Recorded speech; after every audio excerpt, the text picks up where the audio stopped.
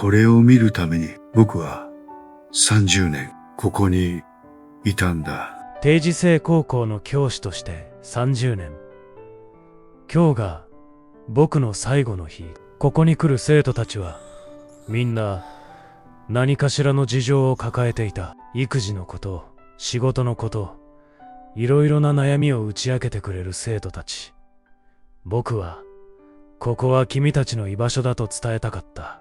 途中で力尽き去っていく背中を何度無力感の中で見送っただろう。本当に何かを残せたのかな。そう自問自答しながら扉を開けた。そこには僕が忘れていた名前もみんなここで生きていた。